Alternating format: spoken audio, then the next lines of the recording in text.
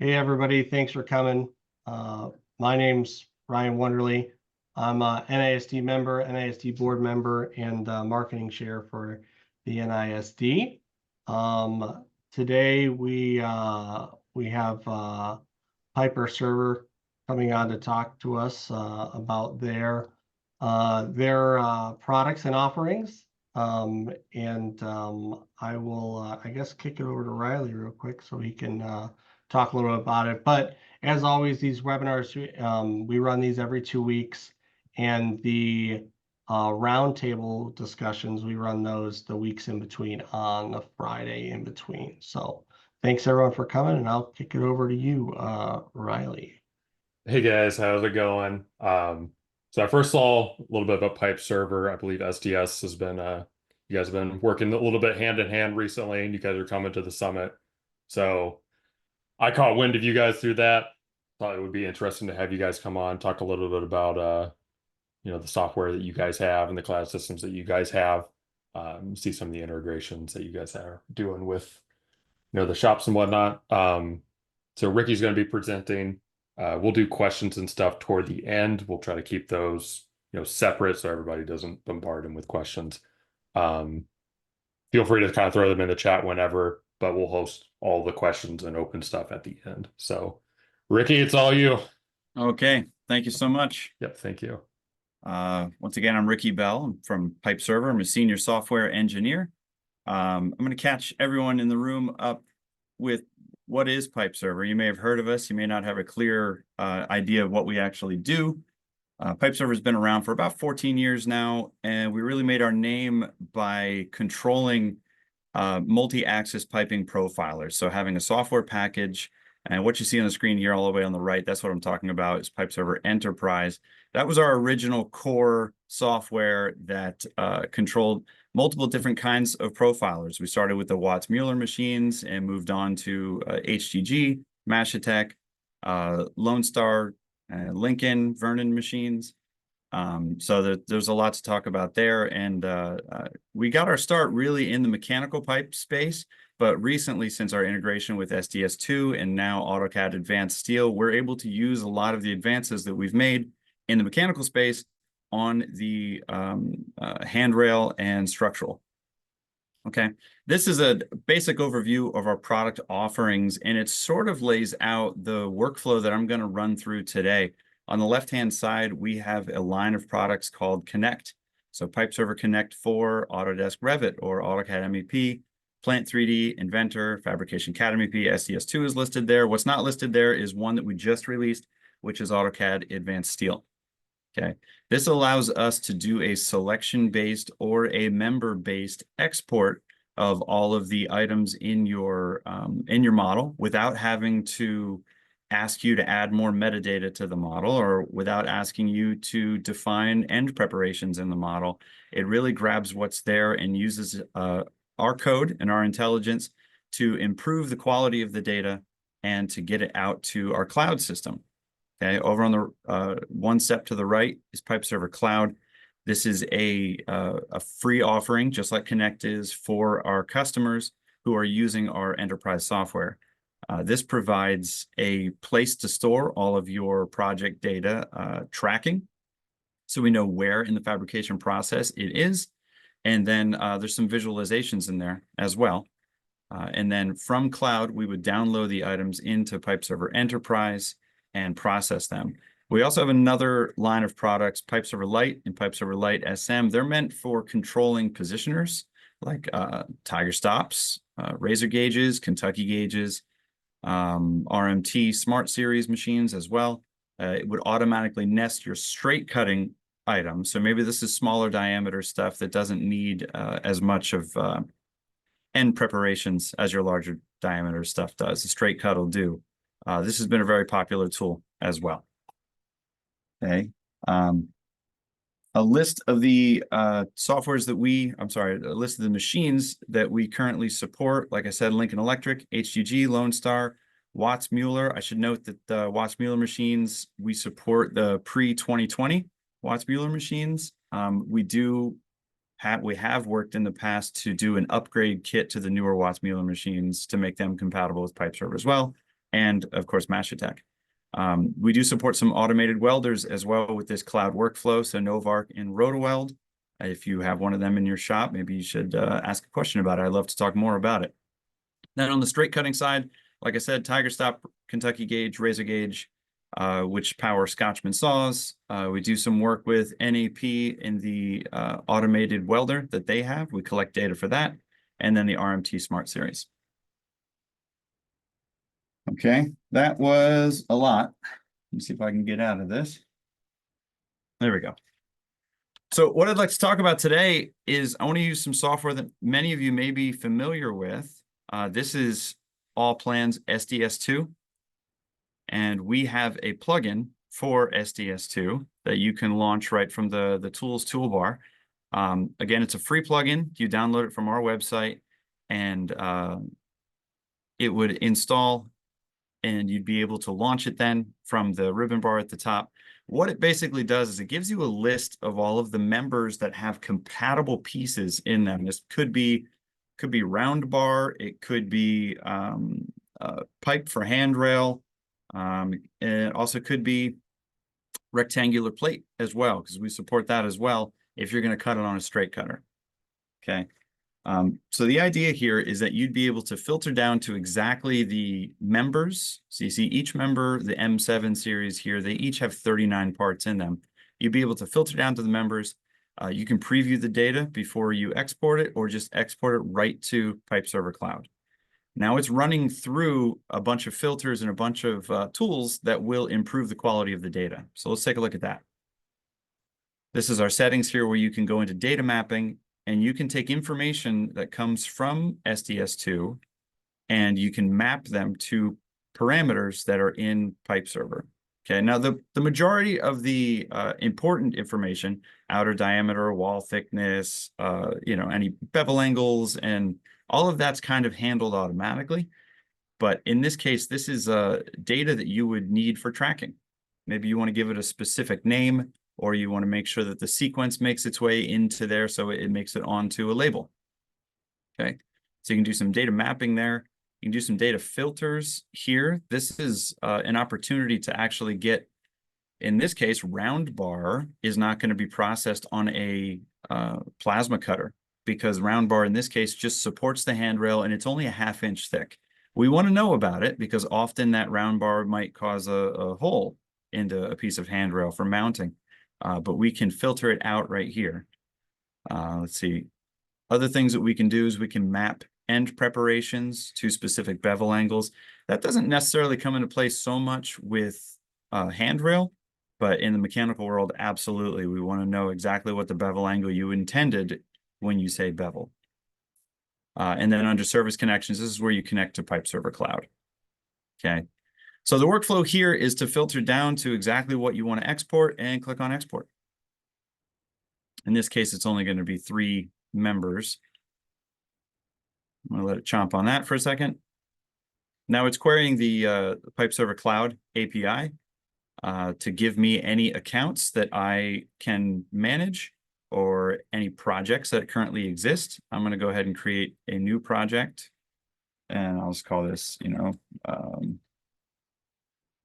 handrail demo, because I'm not going to call it SDS2 because we're going to switch over to another program in just a second. I'm currently in Allentown, Pennsylvania, so I'll drop that in there as my location. Okay, so this is a place where I can go. Here are my SDS2 examples. I do want to mention this. This example does have handrail members, of course, but it does not have any weep holes. I could take some time and throw some weep holes in there by making these pieces galvanized, but we do handle the weep holes as well in this example. So I'm going to send these pieces up to PypeServer Cloud. Now, at the same time, this is just going to take a minute to send up. I do have AutoCAD Advanced Steel ready as well. So this is a staircase handrail that I've prepared. It's the same idea. You can make a selection up under our data mapping. You can do the same thing. You can take AutoCAD Advanced Steel parameters and map them exactly to where they belong in PypeServer. You can do some fun things with branch extensions. This has more to do with the mechanical world, where you can turn fittings into pipe and process them on your machine. We also support hanger prefab in the mechanical world. End conditions would be the same. And then, of course, service connections. Okay, so I can, at the same time, send this up to the same project.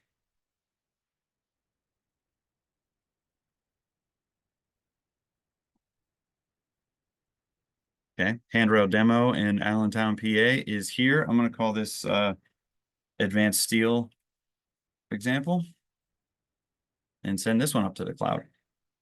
So really, once this thing is dialed in, your workflow in your design department would be just to make a selection and click on export cut file. Now, you don't have to leave the palette for PypeServer Connect up all the time. It's really something that you would open when you're ready to push something to fabrication.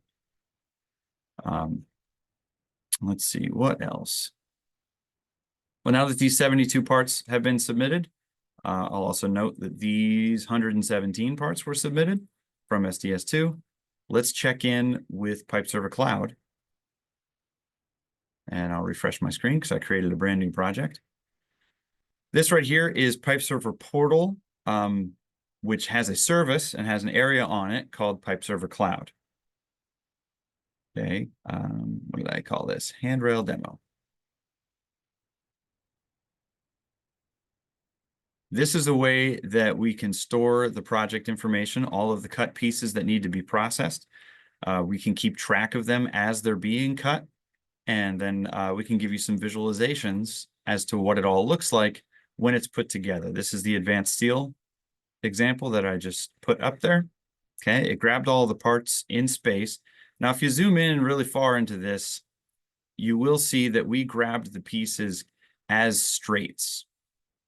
Okay, and that's one of the time savings things that you'll find, that we don't ask you to specify exactly the connections on each of these, because we figure it out for you downstream. Now, up here in the cloud, they'll show up as straight, so it won't be level of detail 400, but it's very close. It gives you just kind of a little bit of context.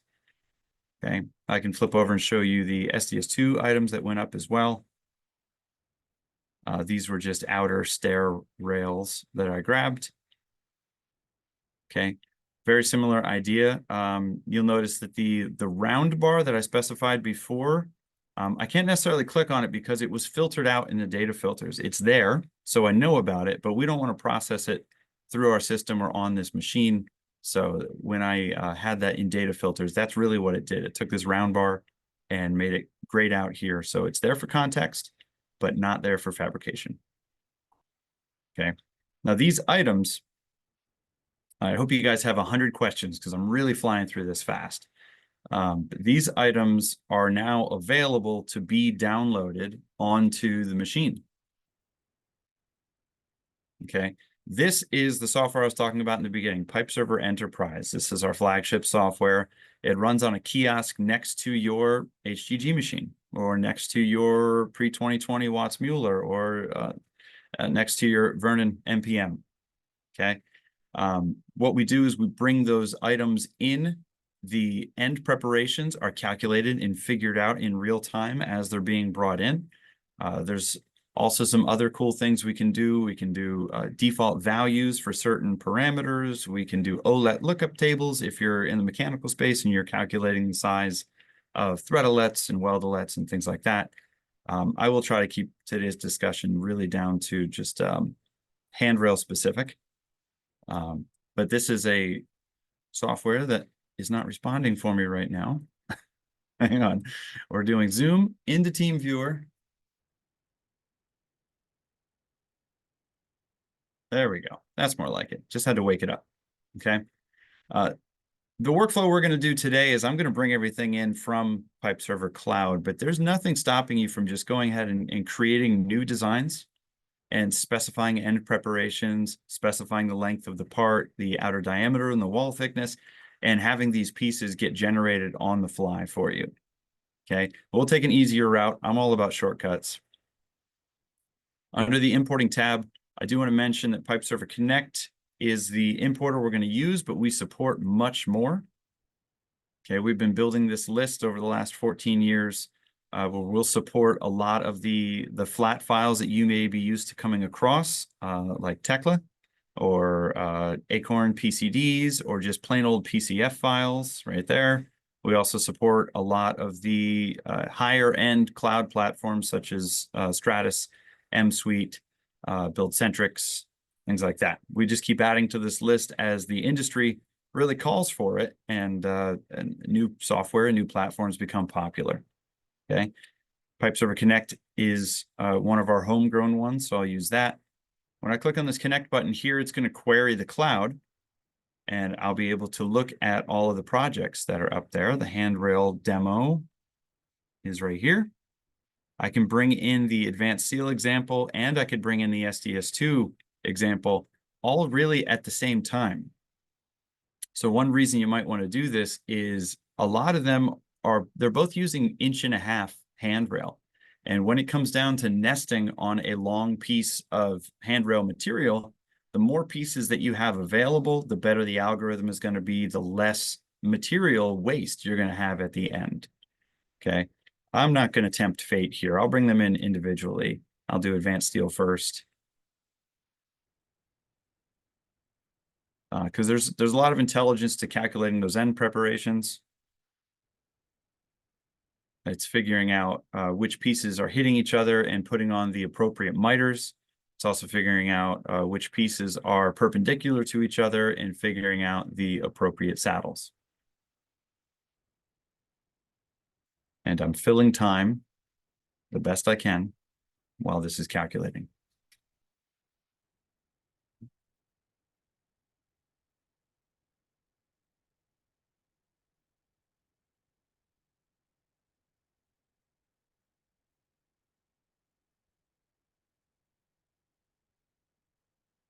Well, I guess while this is calculating, I can talk a little bit more about PypeServer Cloud.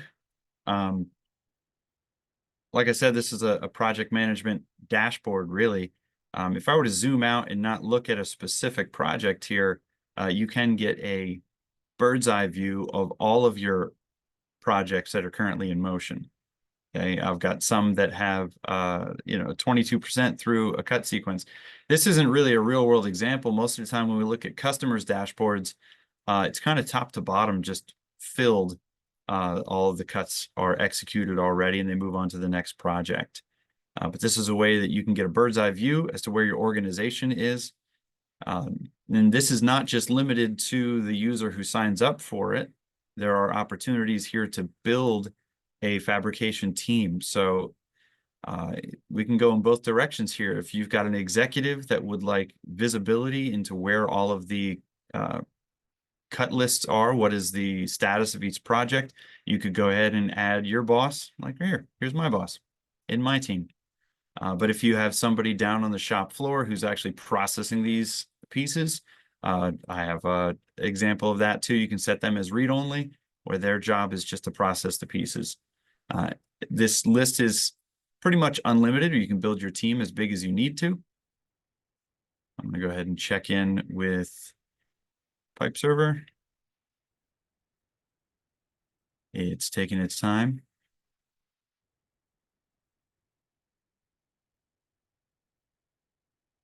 Well, Ryan and Riley, I'm okay to handle a question or two if anything has popped up. I did cover a lot in a short amount of time. Yeah, does anybody have any questions?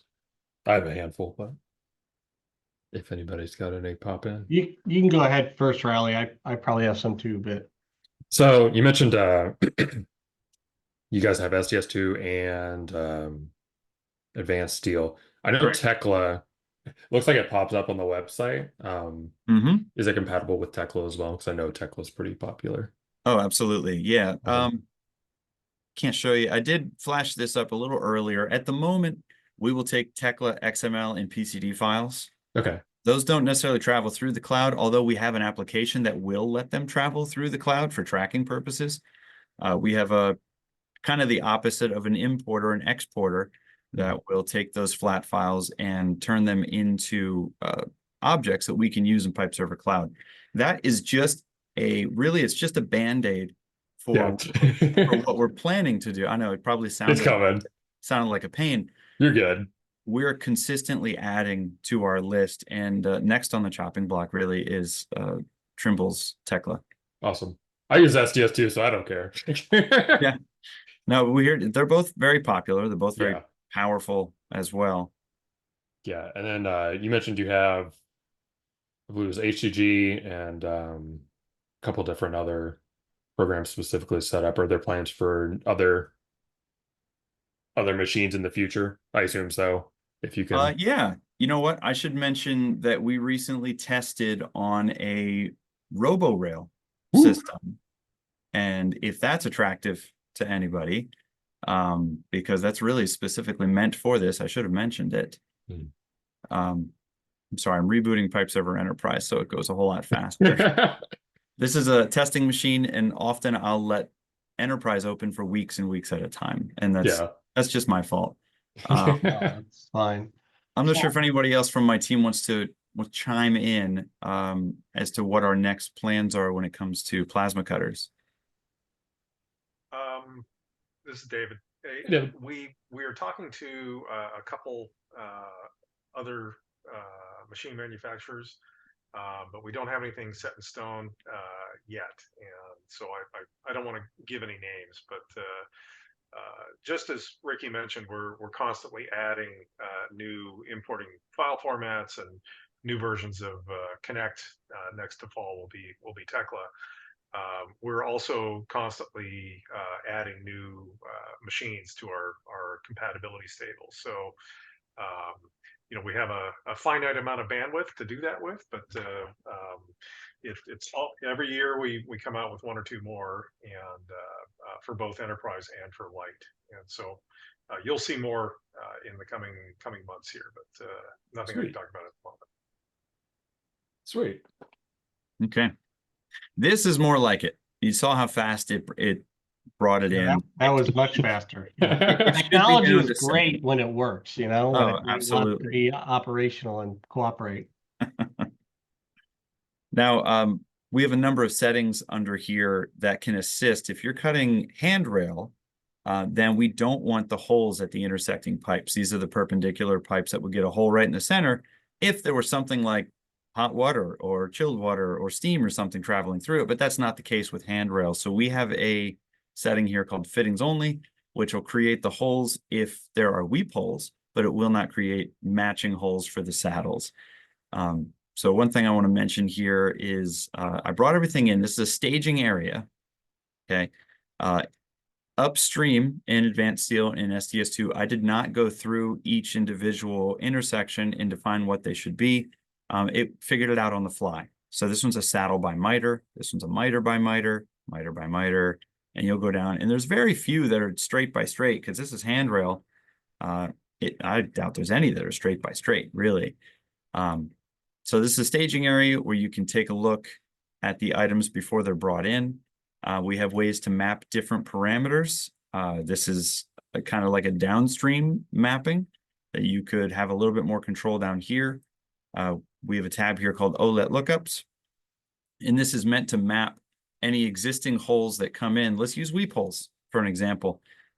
In the SDS2 model, I did have some weep holes that were a 1/2 inch in diameter. If that's not big enough, but that's what SDS2 puts in, and you prefer to do 0.625, this is an opportunity for you to add a record here that says anytime you see a 1/2 inch weep hole of this type and it's 0.5, actually make it 0.625. I mean, give it a 2-degree bevel or something like that. We can really get down into the weeds here.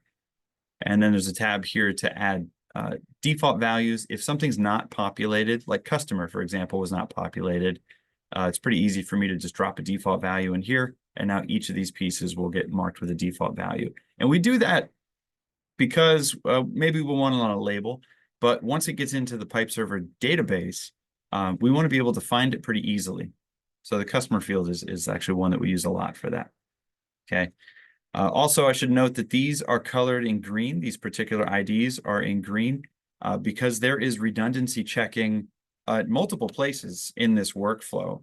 When you're bringing something into PipeServer Enterprise and PipeServer Enterprise already has it, what it'll do is it'll alert you right here with a color. Green says, I have it, but I haven't done anything with it. So it will go ahead and update the data for this particular record to the latest and greatest. So if you brought something in, noticed something was missing, went back to the model, sent it back to the cloud, there's a redundancy check there as well, where it won't make a second instance of it on the cloud. It'll actually update the one that's there. And then when you bring it in the enterprise, you'll get the latest and greatest data. I hope I don't need to make a flow chart for that, but the moral of the story is we're checking for redundancy all the time to make sure that you don't cut the same thing twice and waste material and time. So I'll bring in, this was the advanced steel example. I'll bring that in. And it's just telling me you're going to update 72 rows that you already have in here.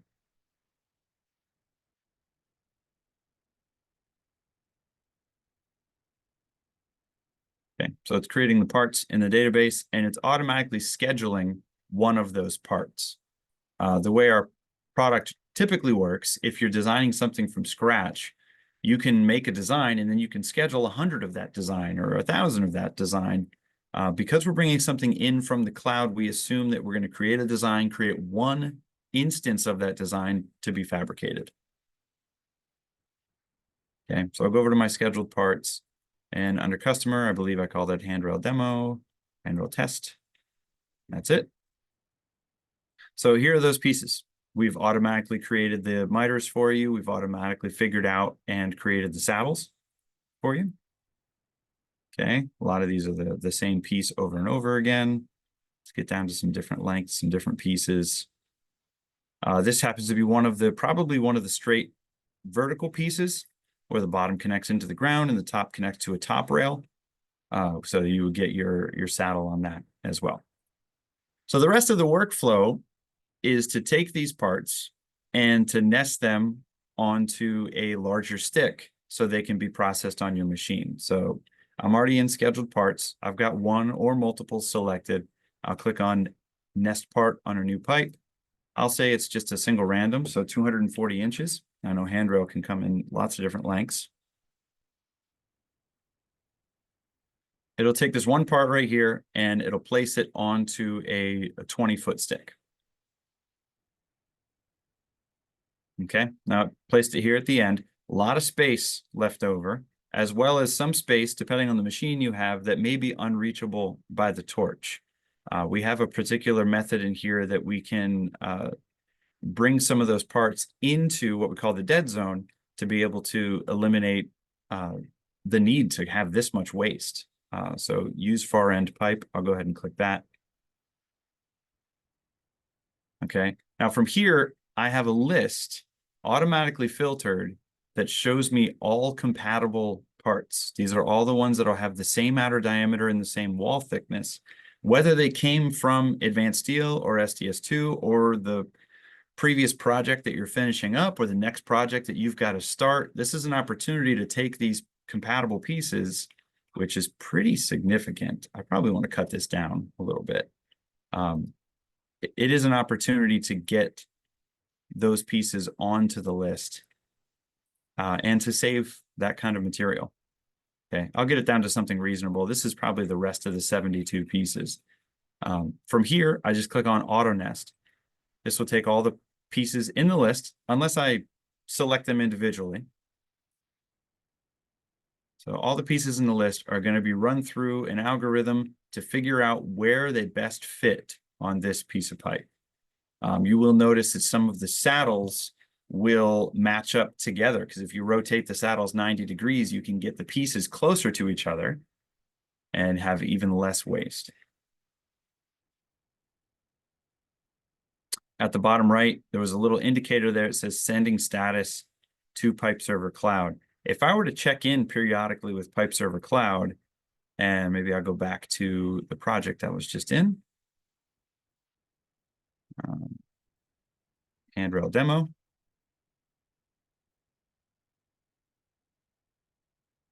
There have been a number of status updates.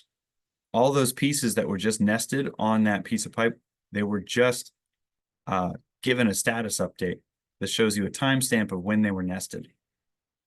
Okay, this can help you down the line. We have all of this data and we have the timestamps. So we can really build some useful analytics out of that as well. So you could see how long did it take from part creation to when it was nested, to when it was put onto the machine, to when it was actually cut. So let's finish this workflow here. Here's what it figured out. It put a straight piece here on the left. It is sharing a saddle right there, like I mentioned before, where it saves a little bit of space just by doing that. Okay. And this piece can then be sent to your respective machine. This is where the workflow would split off a little bit. Vernon NPM systems, you would create NC files. HGG systems, you would create a very similar thing. You would create a PypeServer JSON file. And then Watts machines, pre-2020 Watts, we actually control directly. Okay. So here at this point, I'll take these pieces, I'll create an NC file out of them. It is warning me that I have some pieces in my dead zone, and that is by design, unless it's stopping me.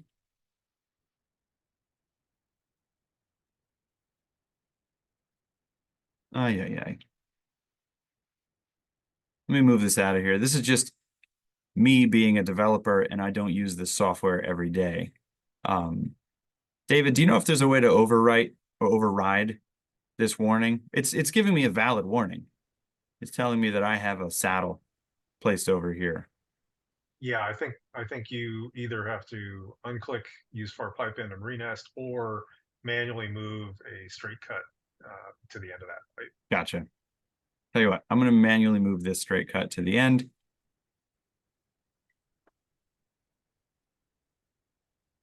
And that should do it. Let's create an NC file from there. There we go. No warnings. Thank you for the advice. This right here gives you an opportunity to do an actual measurement. It is giving you a nominal outer diameter and a nominal wall thickness, what it should be. But if there are bevels and miters on there, you may want to get your micrometer out and give it the actual numbers. If there's a fudge factor in there and you don't care so much, just let it be what it is.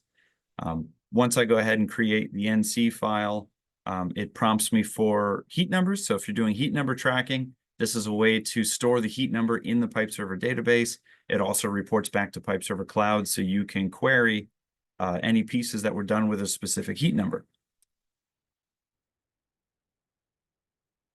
And now it's just creating the instructions that the machine will read.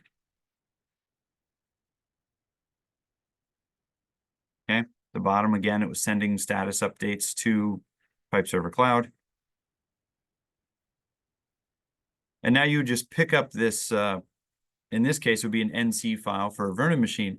You would pick up that file, load it right into the Vernon software, and the rest of the workflow is done by the Vernon. When you're finished with that file, you can delete the file, which will send a signal back to PypeServer Enterprise and thus PypeServer Cloud, and it will show you everything that has been cut. So here I'll refresh again, and you'll see that the parts that were nested are now technically on the machine.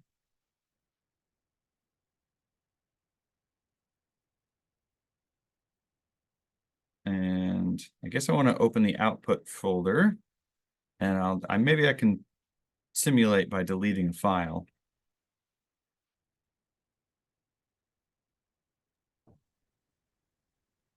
Actually, I don't know where it went.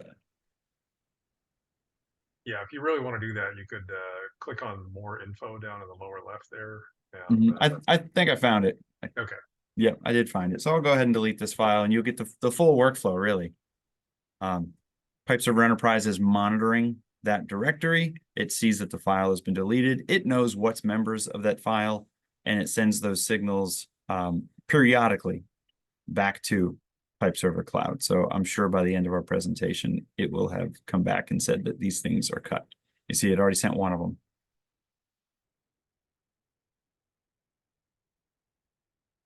Okay, there you go.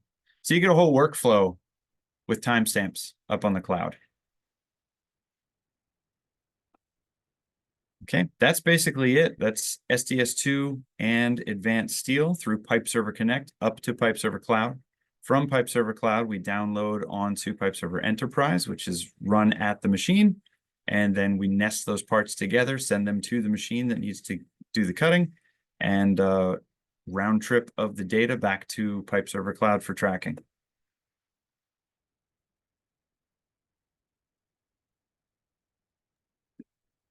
All right, now give me the good questions, the hard ones. Ricky, my first question is, this is Ryan Wonderly.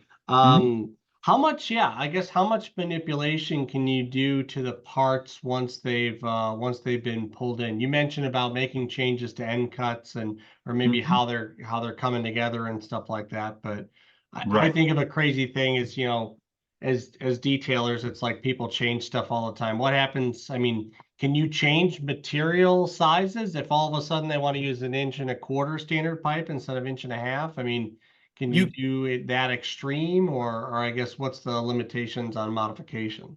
Right. So really the sky is the limit on modifications. Anything you can think of to change, you can, but should you? Well, yeah. Right. Yeah, So always a good point. Yeah. Yeah, let's use your example, and then I'll give you another example that you actually should do.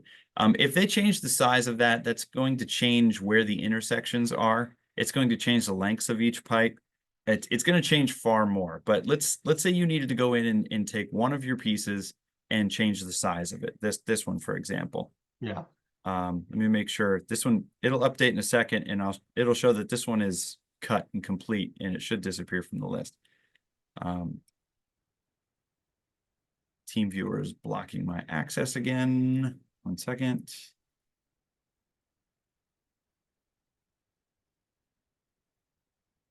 So, come on, team viewer. Well, let's talk about my example first. If something that drastic has changed, what we would do is recommend that you go back to the model, either model, make the changes you need to make, send it back through the cloud. The original IDs should be kept in there, and it'll make the changes to the parts one by one during the update. But if you absolutely needed to change something, you can edit the design at any time. Yeah, and you mentioned obviously that you can kind of do your own designs, I guess. Like, you know, I think of a lot of fab shops that, you know, have a customer that walks in off the street and they're like, hey, I need, you know, to make a simple little rail that looks like a U or something in a U shape. I mean, you could pretty easily obviously do that in the design part of it. Absolutely. So if you wanted to change the outer diameter and the wall thickness, this is really where you get that done. If it's 2.25, I don't know what schedule pipe that is, but I'll just drop that in there. And if it had a wall thickness of 0.25, just using round numbers. Okay, I have this brand new piece of pipe now. Now let's say I wanted to take this straight cut and turn this into a miter. What I could do is I'm going to borrow the Y start. That's really where it is on the Y axis. Okay. I'm going to borrow that, and I'm going to add, excuse me. I'm going to go ahead and add a miter.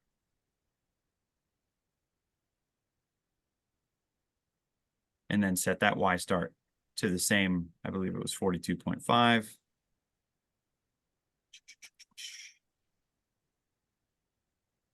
And then just get rid of the straight cut. Just click on it and make it gone.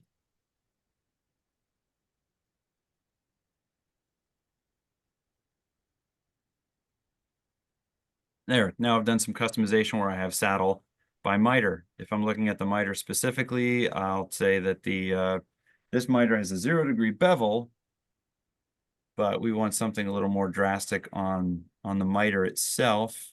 So right here, let's do 45 degrees there. The graphic at the top immediately updates. Yeah. Okay. If you're doing something from scratch, see, this is my test machine. I don't mind messing up designs. I wouldn't recommend the workflow I just did. But if you're doing something from scratch, it's the same idea. Under the Designs tab, we'll have a button at the top that says new design.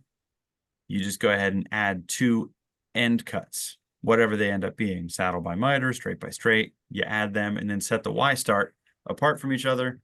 Make sure that the outer diameter and wall thickness are what you intended, and you get a part. Gotcha. Cool. And then as far as the customization on, I guess, connections of where stuff's coming in together, you said there's obviously some sort of algorithm or something running in the back, and you said you can kind of tweak some of those settings for how it's kind of, you know, I mean, how the saddles and miters are figured out? Yeah, yeah. Gotcha. Yeah, that's under importing. There's not too much to tweak. I've had great luck with 1/100th of an inch intersect tolerance. When it comes to the saddles, you can have it figure out if you want them set on or set in. That's basically using the outer diameter as your measurement or the inner diameter as your measurement. For handrail, set on is really your only option. Set in would assume that there's a hole on the other side, so we don't want to do that. Holes at intersections, you can do holes, which will give you just the gentle saddles, or size on size. Size on size gives you more of a sharp connection when you're connecting the same exact size to the same exact size. That comes into play when there's actually something going through the pipe, water or steam or something like that. For handrail, fittings only is what we created as a particular mode for that. Gotcha. You mentioned material sizes that you can run what, like flat bar in theory through this also for nesting? Yeah, that would be done with a different piece of software. I can briefly talk about PypeServer Lite is it's a low cost, high functioning software, but it basically uses the same data flow that we just went over. So if you had, I guess I'm not opening PypeServer Lite today. Something's not working. I'm on my dev machine. I apologize. That's fine. No. Yeah. So, but Technology does that's that. interesting. Okay. What about, have you guys thought about doing any other, or I guess any other material types? I mean, I think, the nesting and all that stuff's pretty cool, and automatically figuring out connections. The reason I ask or ask the question is because, we do a lot of different rails, and sometimes they're not made out of pipe. Sometimes they're made out of angles. Sometimes they're made out of whatever. And all sorts of different material types. And at the end of the day, it looks like your end deliverable is a lot of the common file formats that are used by CNCs. Like NC1 files are used by pretty much frickin' everything. So, yeah, I was just curious. I mean, is it really just pipe and kind of flat bar at this point? It is. It's as far as PypeServer Enterprise is concerned, we're really only doing a round profile. Yeah, I gotcha. Okay. That could be used for structural or handrail or piping systems, of course. PypeServer Lite, which I would be glad to show you, which isn't opening right now. That would be for everything else. If you've got angle iron or C-channel or struts or hanger rod. So you can run all that stuff through Lite, I guess. Absolutely. That's really what it's for. It doesn't have any special instructions when it comes to preparing an end. It's just cut this to length. And PypeServer Lite will actually do an entire cut list worth of nesting all at once. It happens so fast, it's just become like a standard feature. Yeah. Instead of showing you 200 items to cut, it shows you those 200 items already organized out into exactly how they should be nested. Yeah. Gotcha. Do they come out I guess if you're nesting into one, I mean, how is that? Is it individual NC files for each part, I assume, is really what it comes out to be? Well, when it comes to PypeServer Lite, we're controlling a machine. Okay. So we control the machines directly. So if you've ever had any experience with a Tiger Stop or a Razor Gauge, we move the machine back and forth. Most times it's a push sequence where it'll push a full length of pipe or strut or whatever through, and then chop off exactly what it needs to, print labels at the same time. That's one thing I didn't cover here is we have a really advanced label printing that's in both of our pieces of software they're pretty stellar. We can get labels like this or better really at any time. That's customized by the user. Oh, cool. Okay. I'm happy to show that to anybody. after the presentation if they reach out. We can really Gotcha. get into those details. Okay. Those, Yeah, that always seems to come up a lot is label printing too. I've seen that quite a few times pop up in, especially on LinkedIn. Just Yep. people trying to track stuff. Yeah.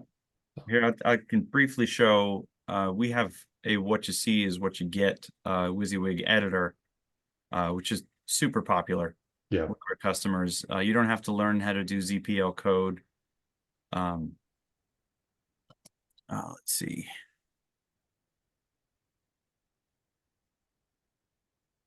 Okay, so Okay. this is the editor. You have a full list of fields. These are the same list of fields that you'd find way back in PypeServer Connect for SDS2. I mean, this is where we're mapping all these parameters. So you get familiar with the fields back here. And then when it comes to where they actually fall on the label, you just go ahead and just drag it on, change the size, That's cool. Well, that's super easy. That's nice. Yeah. preview what it would look like with a QR code. Wow. So really cool stuff. Any other questions from the greater group? This is Bart. How you doing?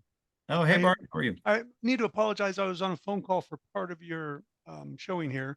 Mhm. What do you? A lot of my fabricators, they'll bend, they'll take their pipe, bend a portion of it. You know, the slight bends on top and bottom, Mhm. and then they may have a miter on the end or copes or stuff like that. Did you have? Do you? I guess you run the bend pipe straight with it prepped on the ends, and then let the bender take care of it. Yes, but not yet for SDS2 and advanced steel. Okay, so we have a whole different line of business where we're getting into the electrical conduit market. So we have the mechanics to do that, but right now it currently only works for electrical conduit. Okay. But it would be easy enough. So we're able to extract the bend instructions. I'm not sure if you have a hand bender or if you have a machine that does the bending. Either way, you're going to end up with maybe a mark on the pipe that says, here's where you put the shoe and here's where you start your bend. Oh, And, perfect. Yeah. yeah, good. so it would not be too difficult for us to take those two different worlds and put them together. Right now, we get electrical conduit from Revit, and we're able to calculate the bends from there, and we get it from AutoCAD Fabrication CAD MEP. We get the bend instructions. Okay. What software do you use, Bart? Advanced steel and Revit. Advanced Steel. Okay, so we're already most of the way there. If you want to shoot me an email afterwards, maybe we could you could give me a piece of your bent conduit, or I'm sorry, bent handrail, and we'll see if we can parse through it at PypeServer and get you what you're looking for. Oh, roger that. Thank you. Mm-hmm.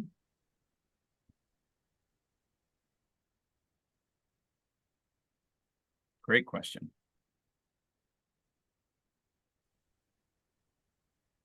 Any other questions?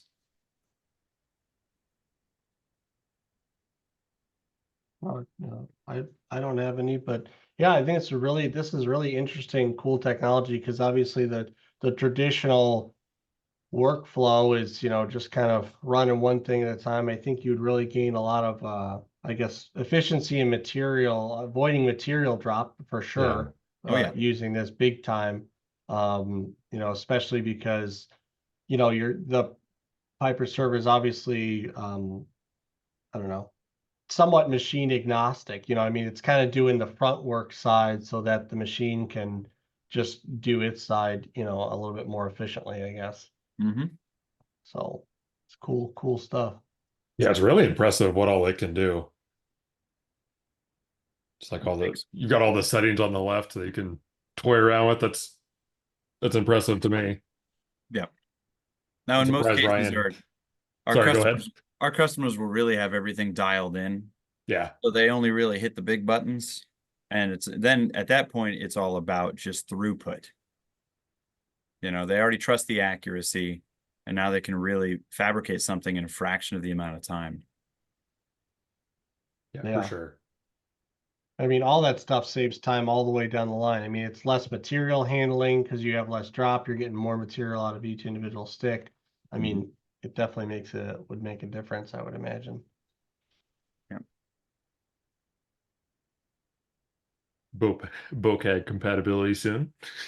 Maybe, yeah. Yeah, there's a couple other detailing programs out there too, but yeah, it's good to see obviously that you're definitely have some initial integrations for SDS2 and Advanced Steel and Tekla too. So Yep. it's good. Yeah.